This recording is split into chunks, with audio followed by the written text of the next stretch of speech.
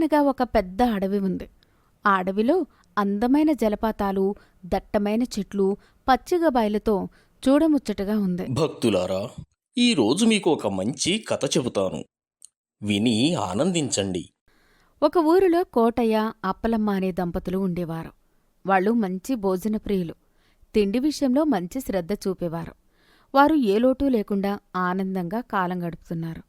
అయితే వాళ్లకొకరోజు ఒక ఆలోచన వచ్చింది. అది ఏంటంటే, రోజూ జీవితం ఇలా యాంత్రికంగా గడిచిపోతోంది. ఒక దైవసేవగాని భక్తిగాని లేవు. నిత్యం దైవసేవ చేసుకోవాలి అనే ఒక ఆలోచన వచ్చింది. వెంటనే భార్య అప్పలమ్మతో ఇలా అన్నాడు కోటయ్య. అప్పలమ్మా, మనకు దైవసేవ అనేది లేదు కదా. ఇక నుంచి దేవునికి సేవ చేసుకుందాము. అవునవును, చేసుకుందాం. సరే, ఎలా చేసుకుందాం? నాకు తెలిసిన ఒక స్వామీజీ ఉన్నాడు. వెళ్ళి అడిగి వస్తాను దైవసేవ ఎలా చేసుకోవాలో. సరే, అలాగే వెళ్ళిరండి. కోటయ్య వెంటనే ఇంటి నుండి బయలుదేరి ఊరికి దగ్గర అడవిలో ఉన్న ఆశ్రమం వైపు వెళ్తున్నాడు. కొద్దిసేపటికి ఆశ్రమం చేరుకొని స్వామి ముందు నిలబడ్డాడు. ఆ స్వామీజీ ధ్యానంలో ఉన్నాడు. కోటయ్య స్వామీ అని మెల్లిగా పిలిచాడు. స్వామీజీ మెల్లిగా కళ్ళు తెరిచి కోటయ్యని చూశాడు. ఏంటి నాయనా ఇలా వచ్చావు? నాకు ఒక సందేహం ఉంది స్వామి. అడుగు, తీరుస్తాను సందేహం. స్వామి, నేను దైవసేవ చేయాలనుకుంటున్నాను.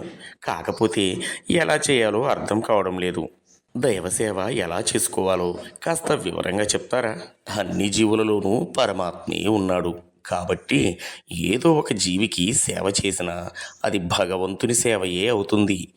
ఉదాహరణకు, ఒక ఆవుకి మేత వేయి, లేదా రోజు ఒక అతిథికి అన్నం పెట్టు. సరే స్వామి, రోజుకు ఒక అతిథికి భోజనం పెట్టగలను. అది దైవసేవ అవుతుందా? అవును, అది దైవసేవ అవుతుంది. నిత్యం ఎవరో ఒక అతిథికి భోజనం పెట్టి, అతిథి భోజనం అంటే రోజు ఒక కొత్త అతిథి మన ఇంటిలో భోజనం చేస్తే దాన్ని అతిథి భోజనం అంటారు. అవునా స్వామి? అయితే నేను రోజు ఇంటిలో రోజుకొక అతిథికి అన్నం పెడతాను. అంటూ అక్కడ నుంచి బయలుదేరి ఇంటికి వెళ్తున్నాడు. ఇంటికి వెళ్ళి అప్పలమ్మతో ఇలా అంటున్నాడు. అప్పలమ్మ, స్వామీజీ దగ్గరికి వెళ్ళి వచ్చాను.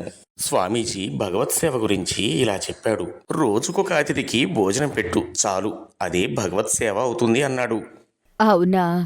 అయితే రోజు ఎవరికో ఒకరికి అన్నం పెడదామండి. అయితే ఇంకెందుకు ఆలస్యం? రేపటి నుంచి మనం అతిథి సేవ మొదలు పెడదాము అన్నాడు కోటయ్య. మరునాడు ఉదయం అప్పలమ్మ వంటకాలు మొదలుపెట్టింది. వంటలన్నీ పూర్తి చేసి కోటయ్యతో ఇలా అంది. ఏమండి, వంట పూర్తయింది. మధ్యాహ్నం కూడా అవుతోంది. కాబట్టి వెళ్ళి ఎవరినైనా అతిథిని తీసుకుని రండి. అలాగే, తీసుకువస్తాను అంటూ కోటయ్య ఇంటి నుండి బయటకు వెళ్తున్నాడు. ఊర్లోకి వెళ్ళగానే ఒక వ్యక్తి కనిపించాడు కోటయ్యకు. ఏమండి, మీరు ఏమీ అనుకోకపోతే మా ఇంటికి భోజనానికి వస్తారా? ఆహా, మీరు నా ఆకలి తీర్చే దేవుడిలా ఉన్నారు. నాకు చాలా ఆకలిగా ఉంది. నేను అదే ఆలోచిస్తున్నాను, ఎక్కడికి వెళ్దామా అని. ఇంతలో మీరు వచ్చారు. సరే అయితే నాతో రండి అంటూ కోటయ్య అతన్ని వాళ్ళ ఇంటికి తీసుకెళ్లాడు. అప్పలమ్మ కూడా వంట సిద్ధం చేసి అతిథి గురించి ఎదురుచూస్తోంది. ఇక వీళ్ళిద్దరికీ వడ్డన చేసింది అప్పలమ్మ. కోటయ్య, అతిథి ఇద్దరూ కలిసి అన్నం తిన్నారు. అతిథి పుష్టిగా తిని వాళ్ళిద్దరికీ ధన్యవాదాలు చెప్పి వెళ్ళిపోయాడు. కోటయ్య, అప్పలమ్మ చాలా ఆనందపడిపోయారు.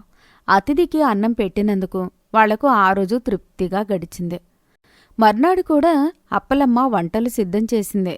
ఇక మధ్యాహ్నం అయ్యేసరికి కోటయ్య మళ్లీ ఊరిలోకి వెళ్ళి అతిథిని తీసుకొచ్చేద్దాము అనుకున్నాడు.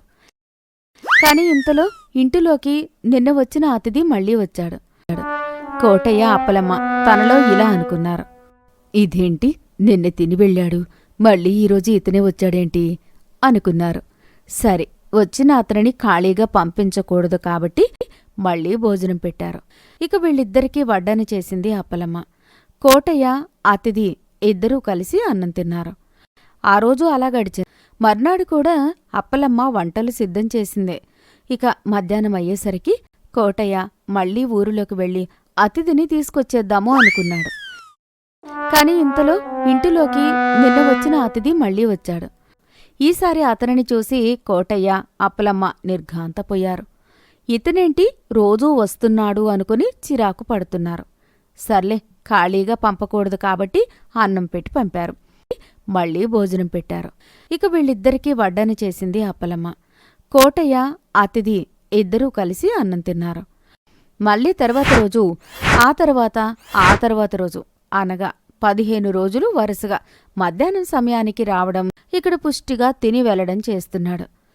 ప్రతిరోజు అలా అయ్యేసరికి ఒకరోజు కోటయ్య, అప్పలమ్మ ఇలా మాట్లాడుకుంటున్నారు. అప్పలమ్మ, అతిథి అంటే ఒకరోజు వచ్చినవాడు, మరో రోజు రానివాడు. మరి ఇతనేటి రోజు వస్తున్నాడు? వీడెవడు పరమ సోమరిపోతులాగా ఉన్నాడండి. రోజూ మన ఇంటి మీద పడి అడ్డగాడిదలా తింటున్నాడు. మనం కష్టపడి పనిచేసి వీణ్ణి ఎద్దులా పోషించడం ఏంటి? ఇటువంటి సోమరిపోతుకి తిండి పెడితే మనకేం పుణ్యం వస్తుంది? ఏం చేద్దాం, తప్పదు. తినడానికి వచ్చిన వారిని తిప్పి పంపడం ధర్మం కాదు కదా. సరే, ఏం చేద్దాం? ఇంకా తప్పుతుందా? పెడదాంలేండి. ఇలా కొద్ది రోజులు అతనికి అతిథి భోజనం పెట్టారు. వరుసగా 20 రోజులయ్యాక ఇక వారిలో సహనం నశించింది. ఇక ఏదో ఒకటి చేసి అతన్ని వదిలించుకోవాలని నిర్ణయించుకొని, ఏవండి, ఇక మనం ఇతన్ని భరించలేం. ఏదో ఒక ఉపాయం చేయాలి. మనం అతన్ని వదిలించుకోవాలి. ఒక ఉపాయం చేద్దాము.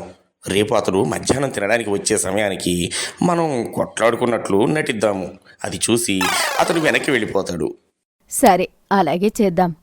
మర్నాడు మధ్యాహ్న సమయమైంది. అతిథి వచ్చే సమయానికి కోటయ్య, అప్పలమ్మ పోట్లాడుకోవడం చేస్తున్నారు. ఏంటి, సమయానికి వంట చేయకుండా తీరా నాకే ఎదురు తిరుగుతావా? నేనీరోజు వంట చెయ్యను. నాకే ఎదురు మాట్లాడతావా? అంటూ అప్పలమ్మ చెంప మీద ఒక దెబ్బ కొట్టాడు. ఇదంతా చూస్తున్న అతిథి తనలో ఇలా అనుకున్నాడు.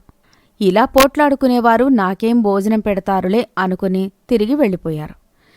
అతడు వెళ్ళిపోవడం చూసిన కోటయ్య, అప్పలమ్మ హమ్మయ్య అని ఊపిరి పీల్చుకున్నారు. చూశావా మన ఉపాయం ఎంత పనిచేసిందో? అవునవును, మనం బాగా నటించాం. నేను నిన్ను నిజంగానే కొట్టినట్టే కొట్టాను. నేను కూడా మిమ్మల్ని నిజంగా తిట్టినట్టే తిట్టాను. ఇప్పుడు గుమ్మం అవతల నుంచి అకస్మాత్తుగా అతిథి వచ్చి ఇలా అంటున్నాడు. నేను కూడా వెళ్ళినట్టే వెళ్ళాను. కోటయ్య, అప్పలమ్మ ఆ అంటూ నిర్ఘాంతపోయారు.